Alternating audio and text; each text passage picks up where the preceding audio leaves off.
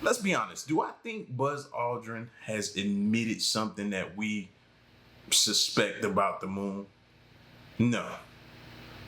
But I have to watch the video to see if there's some new information. So they always get me with it. But I have to see. So we're going to check out this video to see if there's been some new developments of information. Let's check it out. As the second human to set foot on the moon during the historic Apollo 11 mission, Buzz Aldrin's silence about his lunar experience has long intrigued the world. However, recent admissions by Aldrin have ignited a storm of speculation and curiosity. What did Aldrin witness on the lunar surface? And how could this change our approach to lunar exploration? Join us as we delve into Buzz Aldrin's revelations and explore the implications of his long-awaited confessions.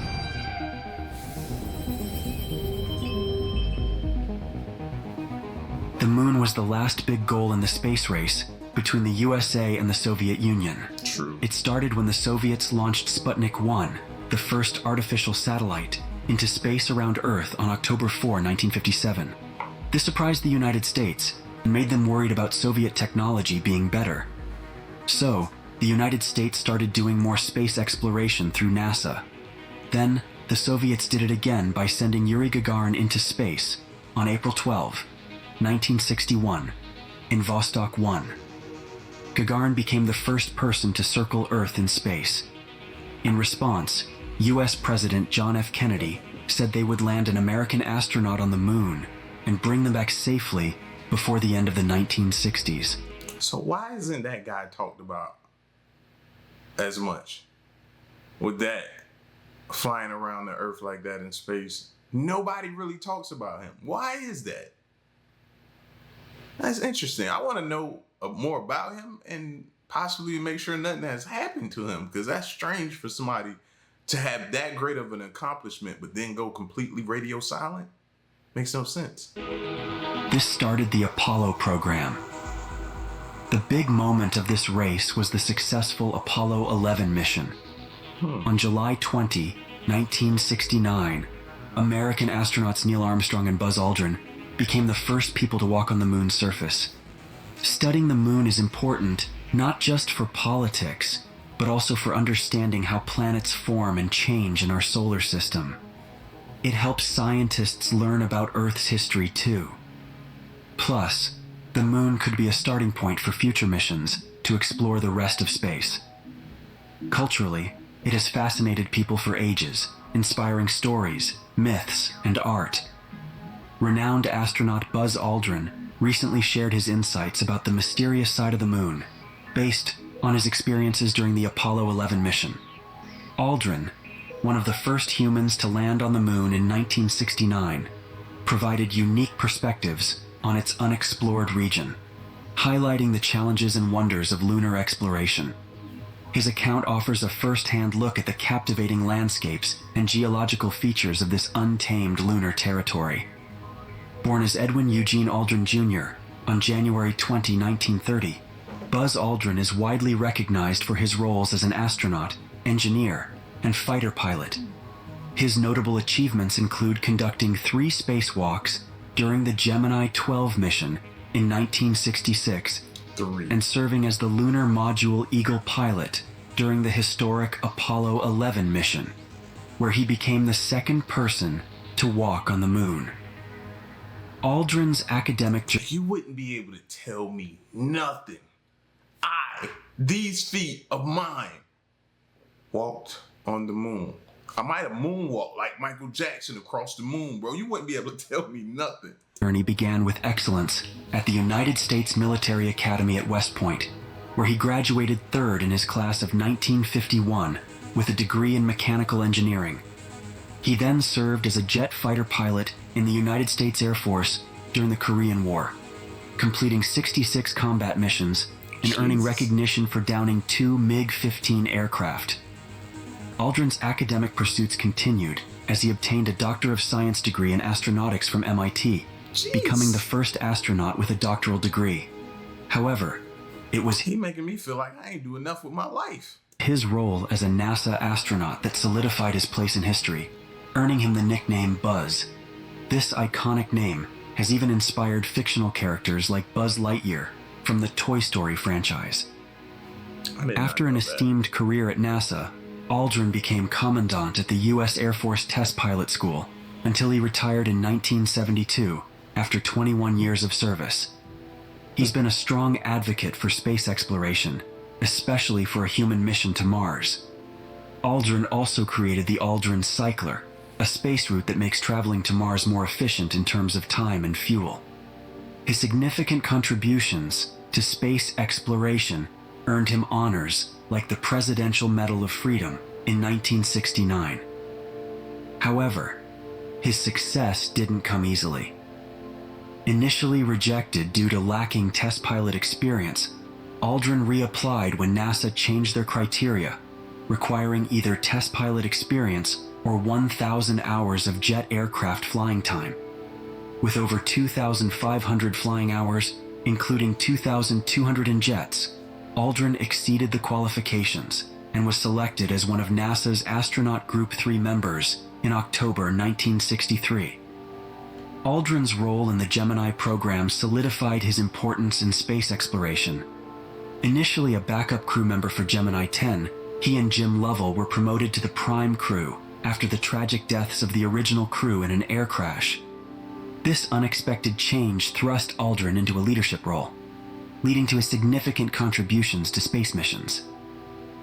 During Gemini 12, launched on November 11, 1966, Aldrin achieved various milestones, including successful rendezvous, docked maneuvers, and multiple EVAs, setting records and contributing significantly to scientific goals. This paved the way for his role as lunar module pilot in the Apollo 11 mission, marking a milestone in American space exploration. On July 16, 1969, about 1 million people watched the big launch of Apollo 11 from different spots near Cape Canaveral, Florida. It was shown live on TV in 33 countries, and about 25 million Americans tuned in, making it a huge moment in space exploration history. Apollo 11 took off at 13:32, Coordinated Universal Time, from Launch Complex 39 at Kennedy Space Center, going into Earth's orbit 12 minutes later. Then, it started heading towards the moon after circling Earth 1.5 times, using its SVB third stage engine. By July 19, Apollo 11 got behind the moon and fired its engine to get into lunar orbit. During about 30 orbits, the crew saw where they were going to land in the southern Sea of Tranquility. On the next day, Aldrin and Armstrong got into the lunar module called Eagle and prepared to land on the moon. At 1744, the Eagle separated from the Columbia, the main part of Apollo 11. Aldrin gave important navigation data to Armstrong as they descended to the moon's surface. During the landing, the lunar module's computer had some problems, so Armstrong had to land manually with very little fuel left. If y'all hadn't noticed, that's what we keep constantly hearing is the most difficult part, or one of the most difficult parts, if not the most difficult part of the mission, is landing that thing. Just go look at how many crashes have happened with a lot of these spacecrafts and stuff like that that are going to the moon or different places. It's always crashing at the landing.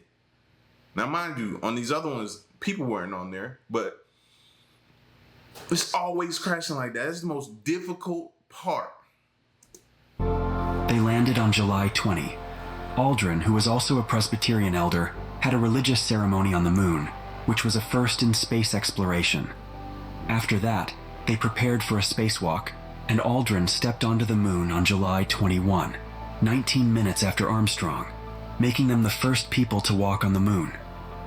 They set up the lunar flag assembly, did experiments, and talked to President Nixon before leaving. They also did checks and set up scientific tools like a seismometer and a laser reflector. As Armstrong explored a nearby crater, Aldrin started taking a sample from the moon's surface. They carefully lifted lunar material and film boxes to the hatch using a pulley. After transferring everything to the lunar module's life support system, they got rid of unnecessary equipment, closed the hatch, and rested. Then, They took off in Eagle's ascent stage to meet up with Collins aboard Columbia in lunar orbit. Once they met, they left the ascent stage in lunar orbit, and Columbia began heading back to Earth. They splashed down in the Pacific Ocean east of Wake Island on July 24. I wonder how, when they were up there, did they keep track of time? Probably their communications back on Earth with the control center. They probably did it that way, but I can only imagine being up there where it's complete, you know what I mean, darkness, there's no daylight or anything like that, and your body trying to adjust with that timing. After a total mission time of 195 hours, 18 minutes, and 35 seconds. After Apollo 11, Aldrin continued with space-related work and helped design the space shuttle. When the Apollo program ended, he went back to the Air Force in 1971. During his time at NASA, Aldrin spent 289 hours and 53 minutes in space, with 7 hours and 52 minutes doing extravehicular activities.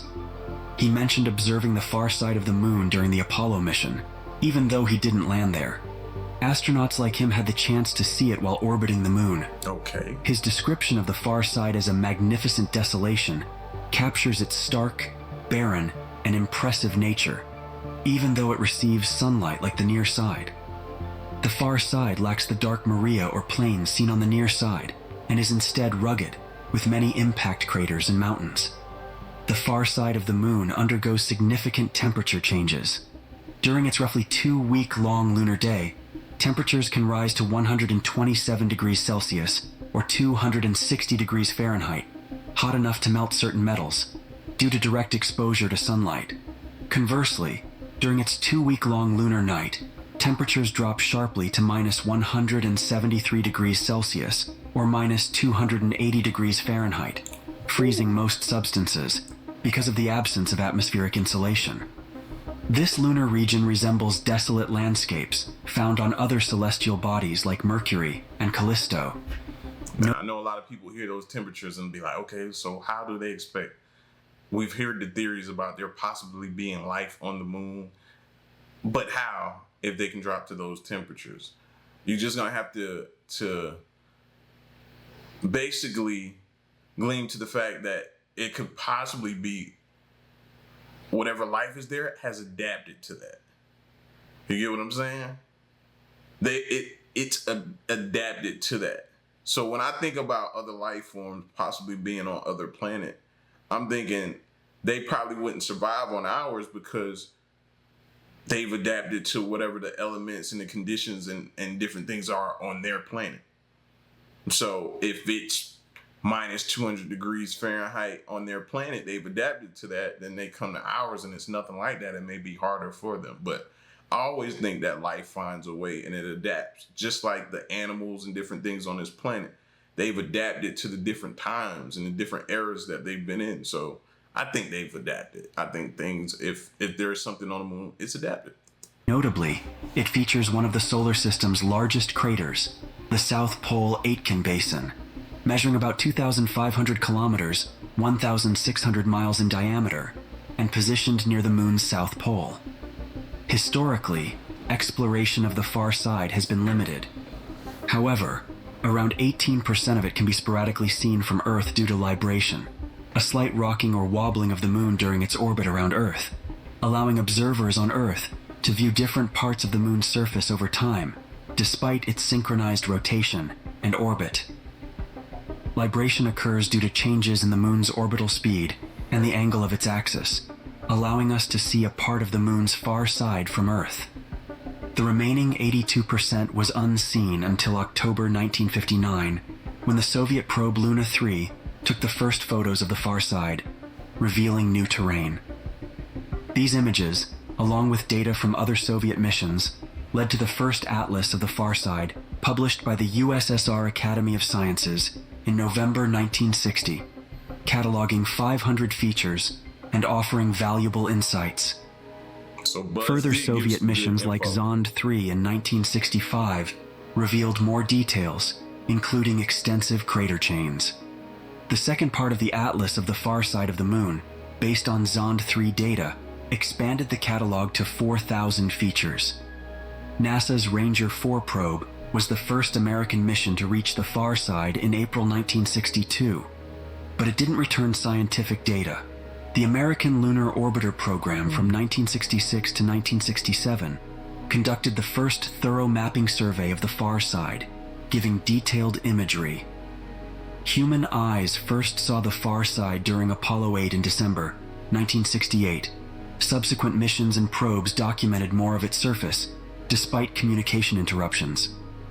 Proposals to land on the far side faced challenges, but recent advancements like China's Queqiao relay satellite in 2018 improved communication. On January 3, 2019, Chang'e 4 achieved the first soft landing on the far side, equipped with advanced scientific tools for groundbreaking research. One significant discovery was the detailed mapping of material ejected from the moon, achieved by analyzing its internal structure using the Lunar Penetrating Radar aboard the U-22 rover. This exploration helped reveal the geological past of the moon's far side, giving valuable insights into how the moon formed and evolved. The mission also expanded our understanding of lunar geology, laying the groundwork for future scientific studies and potential moon missions.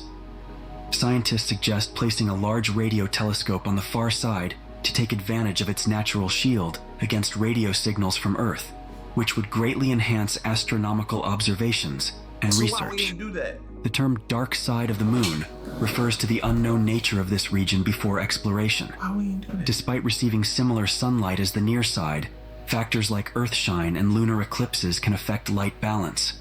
Furthermore, the term dark also refers to communication challenges with spacecraft on the far side, as direct radio contact with Earth is blocked. The far side's radio-quiet environment makes it ideal for radio astronomy, making it suitable for placing radio telescopes like those in bowl-shaped craters or the Daedalus crater. These natural features offer opportunities for both fixed and large-scale telescopes, improving astronomers' ability to study the universe without disruptions. To fully utilize radio telescopes on the far side of the moon, we must tackle challenges such as lunar dust contamination, protection from solar flares, and shielding against other radio sources to ensure their effectiveness in capturing distant signals. However, these challenges are surmountable with time and careful planning. Future missions are being proposed with great ambition, such as deploying a robotic observatory like the Lunar Surface Electromagnetics Experiment lander to measure electromagnetic waves from the early universe. Furthermore, the far side presents opportunities for resource exploration and potential lunar settlement. That's what I'm excited about. Potential settlement. Not saying me. I just want to watch the ones that go there to do that. I think they should have like a live feed that we can tune into. Particularly in its Maria regions, which are shielded from the solar wind by Earth and believed to contain high concentrations of helium-3, a valuable isotope for fusion reactors. This opens doors for sustainable energy production and encourages the establishment of lunar bases for resource extraction and research. Nevertheless, significant hurdles remain. The extreme temperature fluctuations pose considerable challenges for lunar exploration and settlement. Spacecraft, habitats, and infrastructure must be designed to withstand these variations to ensure safety and functionality. Additionally, energy-efficient heating and cooling systems are crucial to maintaining suitable living conditions for astronauts and settlers. Despite these difficulties, the potential benefits of these endeavors are substantial. Thorium, a type of radioactive material that can be used as fuel for nuclear reactions, has been found on the side of the moon, facing away from Earth. For instance, there's a place called the Compton-Belkovich thorium anomaly on that far side of the moon, where there's a lot of thorium gathered in one spot. Scientists and researchers are especially interested in this because it helps them understand what the moon is made of and how it formed. Thorium is often found in areas on the moon where there are big flat basins called lunar mare basins and places where asteroids hit, leaving craters. It's thought that volcanoes or asteroid impacts brought the thorium up to the surface. This discovery is exciting because it could mean using thorium for power in future moon missions and when people start living there. Thorium is seen as a good option for fuel because there's a lot of it it makes less radioactive waste, and it's not as likely to be used for making weapons. Using thorium could give a steady and sustainable source of energy for things like making electricity, heating, and moving spacecraft on the moon. Thorium is getting a lot of attention because it could be used as fuel for a type of nuclear reaction called nuclear fusion. This process combines atomic nuclei to release a lot of energy, unlike nuclear fission, which involves splitting atoms. One big advantage of thorium is that there's more of it than uranium, which is what's usually used in nuclear fission reactors. Also, using thorium for nuclear fusion could produce less radioactive waste that stays radioactive for a long time, and it could lower the risk of countries using it to make weapons. Even though we're still figuring out how to make thorium-based nuclear fusion work on a practical level, it's a promising area of research. Once we crack the technical challenges, these reactors could be used to power things like lunar bases, vehicles, and infrastructure on the moon. This kind of energy supply could be continuous and reliable, supporting long-term missions and helping us create permanent settlements on the moon, which right now sounds like something out of a sci-fi story. Speaking of lunar exploration, recent events like India's Chandrayaan-3 mission show that we're just getting started with our adventures on the moon. That's right. Chandrayaan-3 launched on 14 July 2023, had a lunar lander, a rover, and a module that got it from Earth's orbit to the moon's orbit. It made history by landing near the lunar South Pole on 23 August 2023, making India the fourth country to land on the moon. This success highlighted India's expertise in space tech and its ambitions to be a major player in space exploration globally. The Chandrayaan-3 mission yielded some fascinating discoveries, one of which was the unexpected temperature differences observed on the moon's surface. Data from the CHAS-T instrument showed a wide temperature range of up to 70 degrees Celsius near the surface, challenging previous predictions. Furthermore, the mission identified sulfur on the lunar surface near the South Pole, a groundbreaking find made possible by the laser-induced breakdown spectroscope instrument on the Pragyan rover. It also detected a range of other elements including aluminum, calcium, iron, chromium, titanium, manganese, silicon, and oxygen. Yeah, see, that'd be fueling my conspiracy theories about us going there just for the resources, amongst other planets. Additionally, ISRO, India's space agency, shared plasma density data that gave us a glimpse into the plasma environment close to the surface. The mission also conducted seismic measurements, capturing vibrations from rover movements and a likely moonquake, akin to an earthquake. These findings have significantly enhanced our understanding of the moon's surface composition, thermal properties, and geophysical attributes, laying a solid foundation for future lunar exploration missions. The historical competition in space between the US and Soviet space agencies marked a significant moment in human history. Our journey toward becoming a spacefaring civilization might not be as far off as we once thought, with the potential for humans to live in distant parts of the universe, starting with the moon. Although the US and Russia were the first to explore the moon, many countries from Europe, Asia, the Middle East, and the South Pacific are now actively involved in lunar exploration. It's interesting to note that only 12 individuals have had the honor of walking on the moon, all of whom are American astronauts from the Apollo missions between 1969 and 1972. Surprisingly, this number hasn't changed for over 50 years, making these Apollo-era astronauts an exclusive group. Despite advancements in space exploration and global interest, no one has returned to the moon since the last Apollo mission in 1972. However, this might change soon. China, for instance, has become a key player in lunar exploration, achieving significant milestones with missions like Chang'e 3 in 2013 and Chang'e 4, which landed on the far side of the moon in 2019. China's upcoming Chang'e 6 mission plans to collect samples from the far side, and they openly aim to send astronauts to the moon by 2030.